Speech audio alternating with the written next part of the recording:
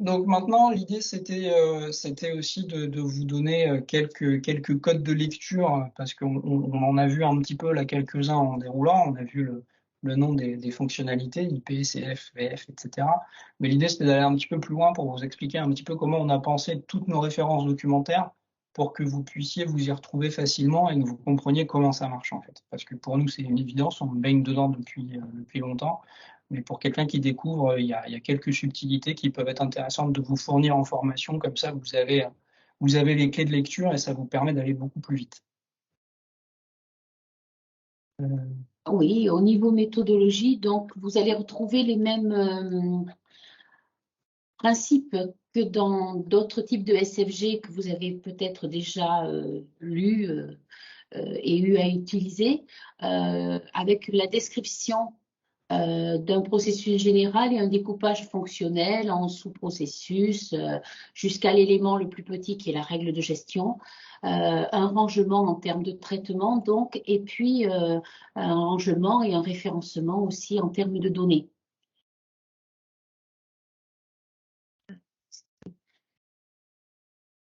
Ce qu'on a, à quoi on s'est attaché, c'est d'avoir toujours, alors toujours à 80, on va dire 10%, la perfection est toujours difficile à atteindre. Puis parfois, il y a des contre-exemples. Mais ce qu'on essaye au maximum, c'est de mettre les informations une seule fois à un seul endroit. Ne pas avoir de redondance en termes de règles de gestion, un contrôle, une contrainte, une incompatibilité, qu'on parle des choses de manière unitaire. On a, dans l'organisation de nos SFG aussi pour le processus de facturation, on a une répartition très démarquée entre les traitements pour la part obligatoire, les traitements pour la part complémentaire. Vous le verrez notamment dans le cœur de facture, au moment de la constitution de la facture. On a vraiment euh, dans VF, notamment par exemple, qui est le module de valorisation des montants, on a vraiment deux grands chapitres, VF AMO, VF complémentaire. Voilà. Euh, L'idée des règles de gestion est d'identifier le nominal d'une règle et après de pouvoir présenter éventuellement des cas particuliers ou des situations spécifiques. Ce qu'on a appelé des situations spécifiques, des cas spécifiques transverses, ce sont des situations spécifiques qui vont revenir de manière récurrente à différents moments du processus. Le comportement spécifique pour les personnes en C2S, le comportement spécifique pour les bénéficiaires victimes d'attentats, comportement spécifique en absence de carte vitale. Donc ces situations spécifiques, il y en a une douzaine. On les a vraiment référencées, SP01, SP02, etc. Et vraiment, à chaque fois, le comportement particulier est toujours référencé, rattaché à ce code-là. Tout ce qui s'appelle SP03, vous savez que c'est de la C2S. Et chaque fois qu'on a écrit des règles de gestion, alors pas chaque fois, au démarrage, dans cœur de facture, c'était très important d'identifier les familles de professionnels de santé concernées par la règle. Il peut y avoir du panachage. J'ai pris un exemple ici au niveau de la prescription. Acquérir les données de prescription, numéro de prescripteur, date de la prescription, etc. Ça va évidemment concerner les prescripteurs, mais là, ça ne concerne pas les chirurgiens dentistes. Voilà, on a différentes choses qui... ouais. Oui, j'ai peut-être pas pris le meilleur exemple, mais ou alors il y a une coquille dans le cartouche. Mais c'était pour illustrer que toutes les règles de gestion ne concernent pas toutes les familles. Si je prends des règles de gestion qui sont ciblées LPP, le cartouche va vous identifier que ça va concerner la pharmacie, les fournisseurs et pas les autres familles de professionnels de santé. Voilà. Donc ces cartouches variées. Distinguant les différentes familles, vous les trouvez dans ces règles du cœur de facture, mais pas nécessairement, par exemple, au niveau de AP pour les paramétrages ou plus tard pour certaines règles dans PS ou BS. Quand ils n'y sont pas, c'est que ça concerne toutes les familles et on a simplifié l'écriture. Voilà. Alors, pour les documents SFG à proprement parler, lorsque vous allez les ouvrir, vous verrez qu'ils répondent qu'ils sont structurés toujours de la même manière. Donc, si on prend l'exemple de IP ici, pour vous montrer un petit peu, en fait, vous allez avoir en premier, évidemment, une introduction qui vous présente un petit peu la fonctionnalité dans sa globalité. Ensuite, vous allez avoir un préambule, enfin une présentation, pardon, avec du coup une explication de où on se situe dans le processus global. C'est-à-dire que là, je sais que je suis dans IP, donc je sais ce qui s'est passé avant, je sais ce qui va se passer après. Et puis une description de l'enchaînement général de la fonctionnalité en elle-même, que vous retrouvez aussi sur la cartographie, hein, mais là, vous allez l'avoir de manière un peu plus ciblée, un peu plus zoomée, et avec un petit peu plus de détails dans certains cas, directement dans le document. Donc ça, c'est pour la deuxième partie. Ensuite, vous avez une grande partie qui va être la description fonctionnelle des traitements, hein, donc vous allez avoir plusieurs opérations. Par exemple, ici, vous avez l'opération IP01 qui va être dans IP, l'acquisition et le contrôle des informations au niveau facture. Vous allez avoir IP02 qui va être acquérir et contrôler une prestation. Et puis, vous pouvez avoir des sous-opérations, IP02, 03, acquérir les informations générales d'une prestation, par exemple. Et tout ça est structuré et les numéros en face des opérations ne varieront pas. Donc, en termes de référencement, ça permet de retrouver facilement les informations. Si on a une nouvelle opération qu'on doit mettre à un endroit, eh ben, elle portera le numéro suivant, on incrémente, mais on n'aura pas de changement de numérotation dans les opérations. Ce qui fait que, au final, ça vous permet d'utiliser ces références pour même, je sais pas, documenter du code ou ce genre de choses. Comme ça, vous avez toujours l'endroit où vous allez pouvoir pointer. Et donc, dans le document, tout est rangé comme un dictionnaire, tout est classé par numéro. L'ordre dans lequel vous trouvez les chapitres ne présume pas de l'ordre d'enchaînement. C'est ça. Ce qui fait foi pour l'enchaînement des opérations, ce sont les schémas. Oui. En sachant que ces schémas n'ont aucune valeur obligatoire, entre guillemets. Ils sont là pour vous aider et vous expliquer comment nous, on a construit et pensé les choses. Et si vous voulez faire les choses différemment, vous êtes libre de le faire, du moment que vous répondez aux critères posés par le CMDA. Donc ça, c'est pour la partie description fonctionnelle des traitements. Donc ça, c'est ce que vous allez avoir dans chaque document.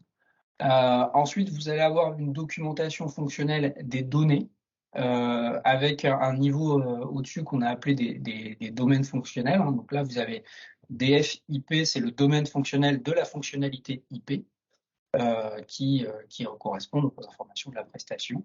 Et ensuite, vous avez des entités fonctionnelles avec EFIP01 par exemple, EFIP04, les données de la prestation. Et à l'intérieur, vous avez les données à proprement parler, donc EFIP0402 qui va être la date d'exécution de la prestation.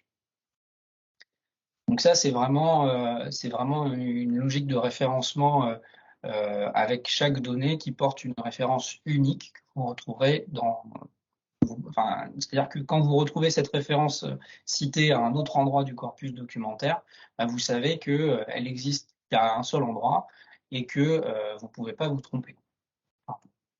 C'est l'objectif. Et à la fin de chacune de ces fonctionnalités, vous avez aussi une liste des règles de gestion de la fonctionnalité. Donc, on va reprendre dans une liste structurée l'ensemble des règles et leurs numéros avec des liens cliquables dans lesquels vous pouvez retrouver la règle directement en cliquant dessus, vous remontez à son contenu. Donc ça, c'est l'ensemble des fonctionnalités qui sont en fait des fonctionnalités de type SFG. Donc vous avez PS, BS, IP, CF, VF, MF, AP qui sont structurés de cette façon-là. Pour le reste des documents, ils sont structurés tels que vous les connaissiez historiquement.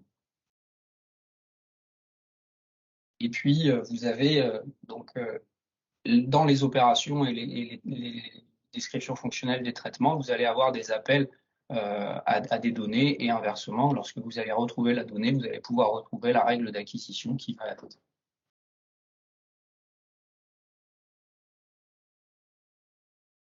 Donc, en termes de code de lecture, il y a quelques éléments qu'on voulait partager avec vous pour essayer de vous aider.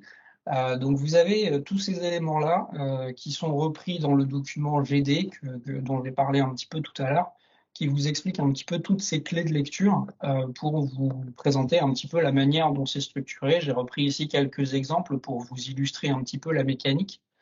Donc en fait, on a les fonctionnalités. Donc ce qu'on appelle fonctionnalité, c'est ce que je disais tout à l'heure, c'est PS, BS, IP, CF, VF, MF, etc.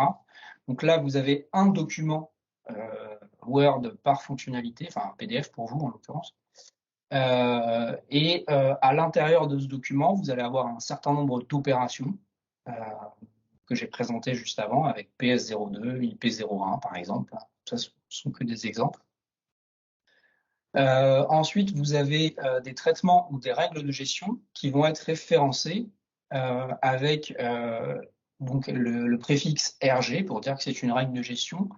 Ensuite, vous avez la structure YY qui va correspondre en fait à la fonctionnalité dans laquelle se trouve la règle de gestion. Donc, par exemple, si vous avez RG-IP, vous savez que c'est une règle de gestion qui correspond au document, à la fonctionnalité IP et que vous allez donc pouvoir retrouver son contenu dans le document IP. Et ensuite, on a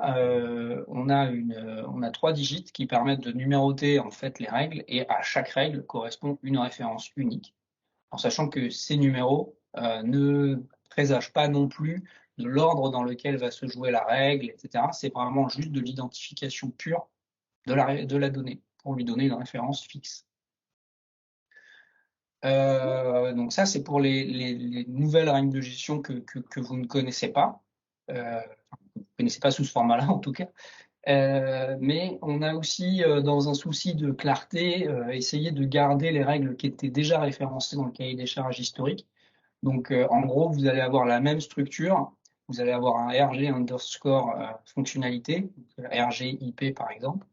Et puis, derrière, vous allez avoir un underscore et la référence historique utilisée dans le cahier des charges. Donc, par exemple, vous allez retrouver la RGIP R1. Donc, vous savez que la règle R1, elle va se retrouver dans IP, dans le document IP. Règle R1 que vous connaissiez dans l'annexe 2.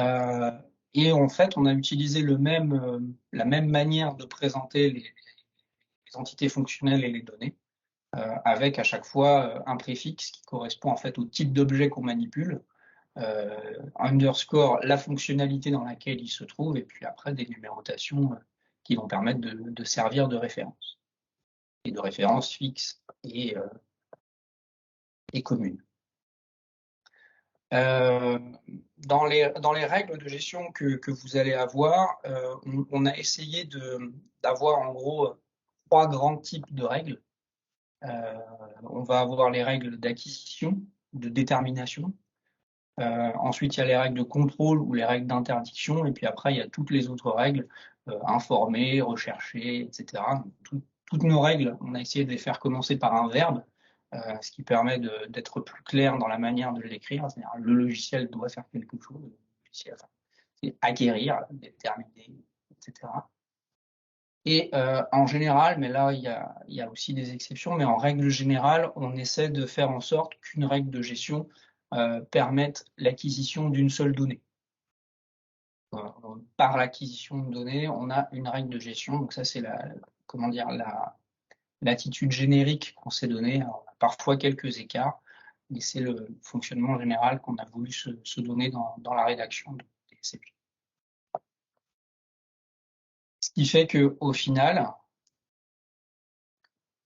on a essayé de trouver un équilibre entre le rangement et le référencement à la fois du processus fonctionnel avec son enchaînement et des données en termes de thèmes aussi, en termes de regroupement de données, thématiquement parlant. Donc, le processus fonctionnel lui-même, vous l'avez déjà vu. Voilà, on le remontre. Ça se découpe par l'enchaînement de l'acquisition des différentes données pour constituer la facture, les données du professionnel de santé les données du bénéficiaire. Les données, alors la répartition entre IPC et CF, les données liées à la prestation en tant que prestation maladie, en tant que prestation de soins, pardon. CF, les données de la prestation en tant que contexte pour que l'assurance maladie ait les éléments de remboursement. VF, ce sont les montants et la mise en forme de la facture, mise en forme de constitution et sécurisation de la FSE et éventuellement de la DRE s'il y a une DRE. Et puis les fonctions de paramétrage. Qui correspond en termes de découpage des données à ce que je viens de dire. On retombe sur le bloc BS pour les données du bénéficiaire de soins, donc qu'elles soient issues de la carte, d'un appel APCV, d'une attestation papier, d'un appel ADRI. Les données du professionnel de santé, on va les trouver dans PS, évidemment, pour l'acquisition à des fins de constitution de facture, mais on en trouve aussi dans AP pour tout ce qui va être paramétrage. Principalement parce que dans AP, il y a d'autres paramétrages aussi, hein, notamment, vous voyez à droite, le paramétrage des différentes tables qu'il faut installer aussi sur le poste, comme les tables de convention, la table la table des organismes destinataires. Dans IP et dans CF, les données que le professionnel de santé est amené à renseigner directement ou indirectement, hein, mais pour identifier les différentes prestations, la prescription, nature d'assurance, tiers payant, on va le trouver dans CF, puisque c'est un contexte dont l'assurance maladie a besoin pour rembourser. En fait, la césure entre IP et CF, c'est même si l'assurance maladie ne remboursait pas, dans IP, il nous faudrait des informations pour identifier les soins. Par contre, dans CF, vous trouvez, est-ce que c'est de la maladie, de la maternité, est-ce qu'on a fait du tiers payant sur la para-MO, la para-MC, etc. Comment on identifie aussi l'organisme AMC à des fins de contrat. Et tout ça va venir alimenter la dernière étape VF pour calculer tous les montants par AMO et par complémentaire. C'est aussi dans VF qu'une fois que toutes les prestations saisies par le professionnel de santé ont été traitées, on a localisé les sous-processus de génération automatique, c'est-à-dire les compléments que automatiquement on demande au LPS d'ajouter, les compléments SMG, les compléments AT, etc. Et une fois que toutes ces données ont été rassemblées, elles constituent ce qu'on appelle la facture au singulier, mais elles vont être utilisées en entrée dans MF pour finaliser une FSE sécurisée, une DRE sécurisée. Voilà notre vue, notre rangement. En fait.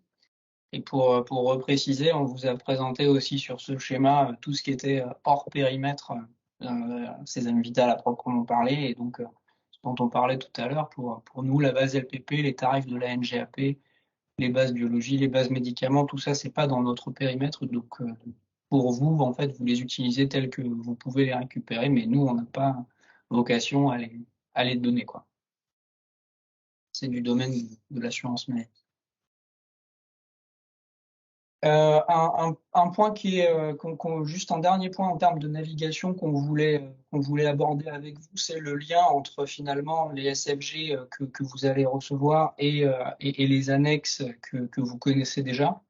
En fait, dans la navigation, elle fonctionne dans les deux sens, hein, c'est-à-dire que lorsque vous êtes dans une SFG et qu'on vous dit allez regarder dans l'annexe 1 A0, là en fait on est un peu ou l'annexe 1 grand A, on est un petit peu dans ce que vous aviez l'habitude de voir, hein, donc vous allez aller chercher les informations dans ce sens-là. Et inversement, vous allez retrouver des annexes que vous connaissez déjà, qui ont été drastiquement nettoyées. Donc là, on a pris l'exemple de l'annexe 1 à 0 avec les groupes de données, mais on a aussi les groupes, enfin, il y a l'annexe à 0, mais on a aussi l'annexe 2, hein, où vous allez voir qu'il y a pas mal de choses qui ont été nettoyées, et à chaque fois, vous avez les renvois. Donc là, si on prend l'exemple du groupe 1130, vous voyez que l'outil d'identification du bénéficiaire, eh bien, on renvoie en fait à la donnée telle qu'on vous l'a présentée tout à l'heure, c'est donc la donnée EFBS 0103, et sa règle d'acquisition, bah, c'est la RGBS 306 que vous allez retrouver en ouvrant le document BS et en allant chercher la règle RGBS 306. Vous allez voir comment on acquiert cette donnée. Donc l'idée, c'était d'avoir un référencement un peu homogène comme ça. Pour poursuivre là-dessus, sur la navigation, ce qu'on vous propose en fait, c'est de vous présenter quelques exemples. Oui, on s'est imaginé deux types de navigation.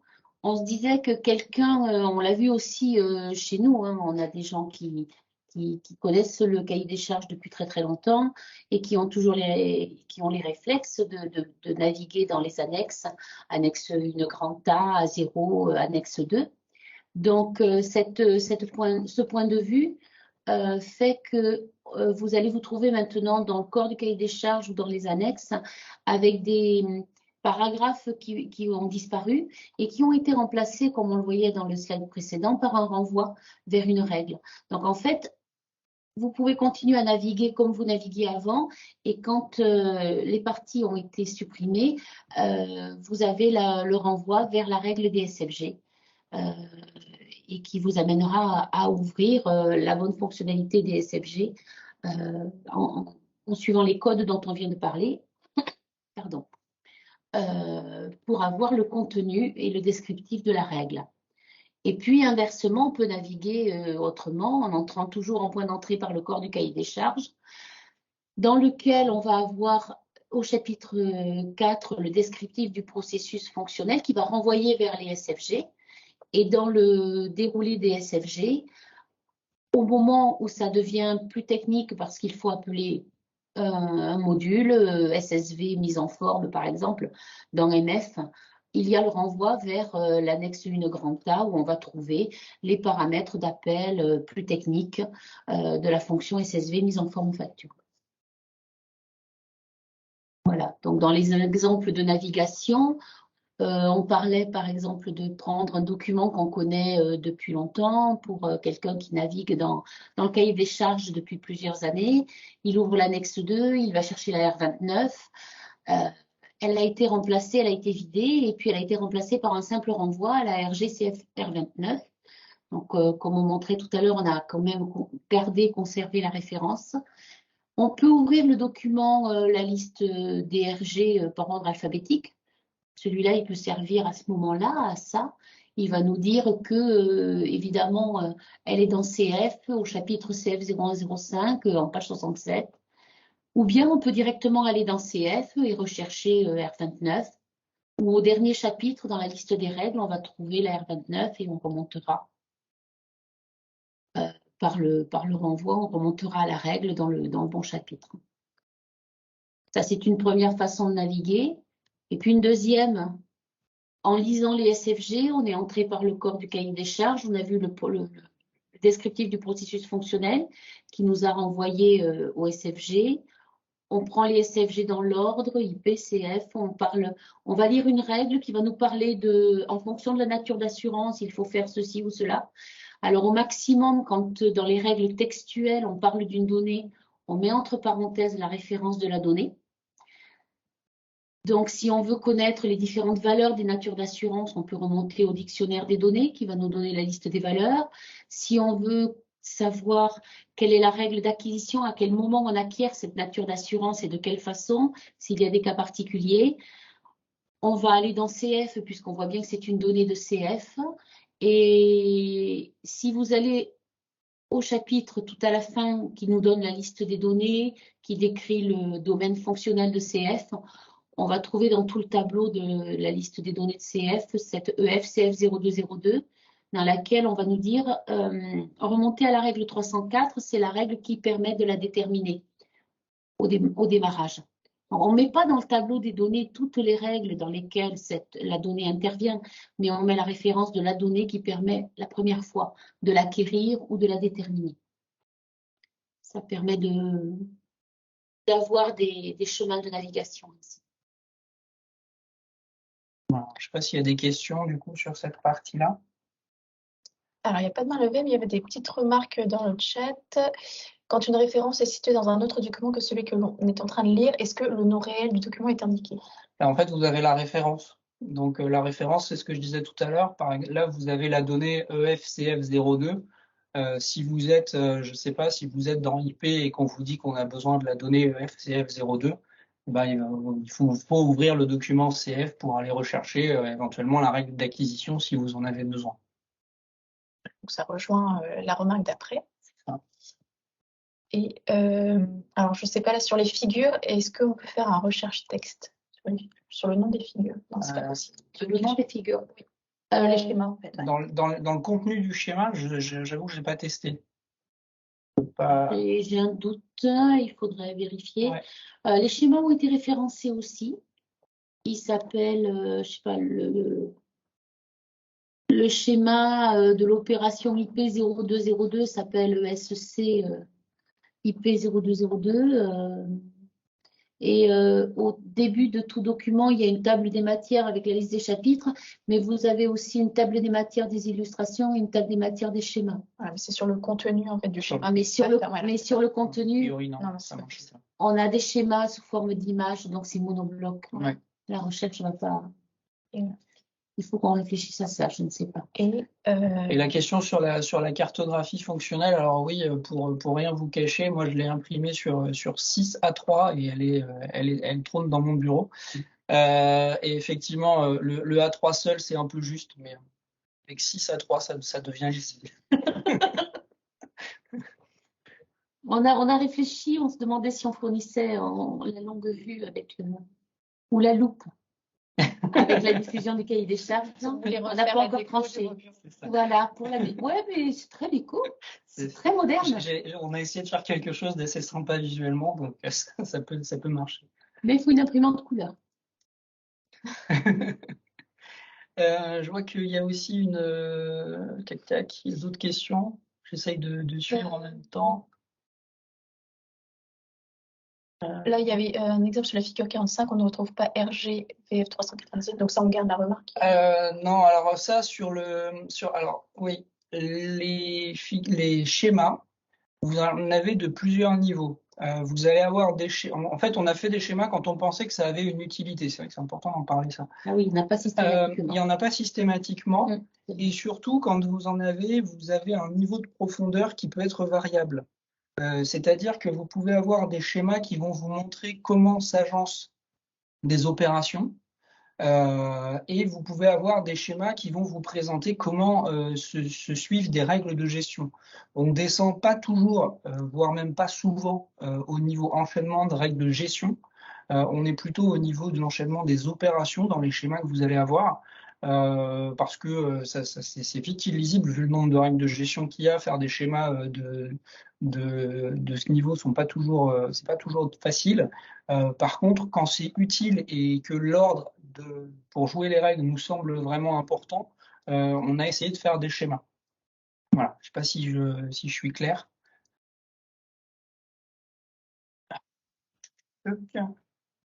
Alors, dans l'annexe 2 bis, est-ce que vous avez modifié la structure des tables? Nouvelles colonnes qui contiennent les données table 1, table 2, table 3. Alors, on n'a pas modifié la structure des tables. Il n'y a pas de nouvelles colonnes. On a fait juste une modification. On avait une seule table 4 qui contenait plusieurs colonnes, qui contenaient à la fois les compatibilités de nature d'assurance, et puis les 3 dernières colonnes de la table 4, c'était les taux de prise en charge, le taux de base, le taux CRP-SNCF et la date d'effet. Donc, pour avoir des tables sans ligne avec doublons, ça c'est plutôt une question de structure. On a fait une table 4 qui ne contenait que les colonnes de compatibilité. Comme ça, dans la table 4, vous n'avez pas de doublons de lignes pour un même code prestation. Par contre, on a créé une table qu'on a appelée 4 terres qui ne contient que les 3 dernières colonnes. Et si on a des dates d'effet différentes parce qu'on a eu une évolution des taux, vous pouvez avoir 2 lignes différentes pour un même code. Ça change pas l'information que vous aviez avant, mais ça scinde la table en deux, en fait. Et du coup, on n'a plus besoin de la fameuse petite table 4 bis qui était derrière, qui vous disait que systématiquement, tout acte CCAM était à 70% et 85% pour la CRPCEN. On a réintégré tous les actes CCAM, tous les codes regroupement, pardon, CCAM, dans la 4 terres qui porte l'ensemble des taux de prise en charge de base et CRPCEN. Donc ça fait deux tables différentes avec deux noms différents, mais si vous les remettez bout à bout, ça fait ça change pas la structure. On a le même niveau d'information qu'avant. Donc je sais pas en termes d'intégration ce que ça donne chez vous, je sais pas. Ok. Mais c'était pour être, c'est plutôt de la modélisation de table en fait, parce que quand on veut vraiment les mettre dans Excel, c'était en PDF, vous aviez déjà cette difficulté d'avoir cette date d'effet qui vous pouvait vous faire varier le taux en fonction pour un même code acte. Alors, pour quand des liens cliquables? Ah, c'est une bonne question. Oui, c'est une très bonne question. Alors, alors, disons que ce que vous voyez là, on est sur une refonte des corpus documentaires sur une base de documents PDF, effectivement. Et on a essayé d'améliorer un peu l'interactivité des documents et on a essayé de donner des outils qui permettent de simplifier la navigation entre chaque. On a des travaux qui sont en cours pour essayer d'aller vers quelque chose d'un peu plus ergonomique en termes de navigation. Mais pour l'instant, je ne peux pas m'engager sur quoi que ce soit là-dessus, mais sachez qu'il y a des réflexions en cours sur ce sujet-là.